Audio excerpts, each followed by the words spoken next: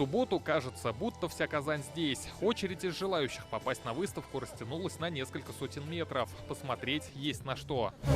Броня какой толщины? У него корпус, получается, идет алюминиевый. Дальше вот такие вот плиты стальные идут. Танки, БМП и БТРы. Всего 14 единиц западной бронетехники. В том числе хваленые американские Абрамсы и Брэдли. О каждой трофейной единице рассказывают военные. Всю эту боевую мощь остановили на Авдеевском и Донецком направлениях. Трофеем выставки стал и этот британский мастиф. Машина предназначалась для перевозки личного состава. Технику уничтожили наши танкисты весной этого года прицельным попаданием в кабину.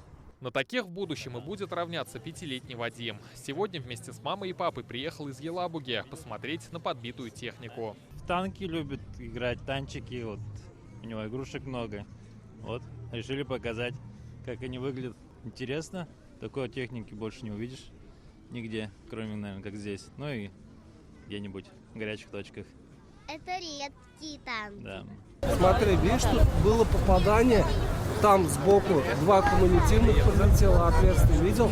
Рамиль Фаттахов рассказывает сыну, как сильно достался американскому Брэдли, машине боевой пехоты. Одно дело слышать об уничтоженной технике врага, и совсем другое впечатление, когда видишь трофей. Я, во-первых, служил и вообще интересуюсь, увлекаюсь этой темой. Нужно подрастающее поколение, чтобы знали, как, что вообще такое война, чтобы этого не было. На выставке несколько тематических зон. Отдельная площадка посвящена стрелковому оружию стран НАТО. Здесь больше 40 экспонатов. Это тоже трофей поля боя.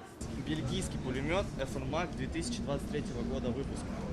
Весит он у нас почти 11 килограмм. Проходя по рядам с оружием и бронетехникой, непременно дойдешь до пункта отбора на контрактную службу. По пути такие экспонаты, что если вчера сомневался, сегодня взял и подписал. К тому же контрактники могут рассчитывать на одну из самых высоких выплат по стране – до 2 миллионов рублей. Техника привлекает большое количество людей, и, соответственно, в пункт отбора тоже заходит очень большое количество людей. В среднем с мобильного пункта отбора заключает контракт 5-7 человек по-разному. Сегодня 4-й день выставки, и ажиотаж не спадает. За все время ее посетили больше 40 тысяч человек. За каждым экспонатом история мужества наших бойцов. Всей семьей пришли в субботу, несмотря на большую очередь, на холод. Мы очень гордимся, мы очень благодарны ребятам, которые нас защищают. Эти Абрамсы никуда не годят они. Раз они вот у нас под Кремлем, вот тут вот, Кул-Шариф у нас тут прям. До Казани не дошли, они дошли до Казани как трофей. Нет, не страшные. Большие и некоторые танки без гусениц. Очень впечатляющая выставка. Много подбитой техники, даже есть не подбитая. Видимо, так увели. О том, что к экспозиции прикован большой интерес, говорил и Рустам Минниханов на совещании в Доме правительства. Раис Татарстана сам осмотрел выставку в день открытия. Ну и самое главное, не только выставка, там есть специальные бойцы, которые рассказывают о западном вооружении, рассказывают про аналоги российского вооружения. Но я считаю, что очень интересная экспозиция и очень много посетителей, особенно молодежь.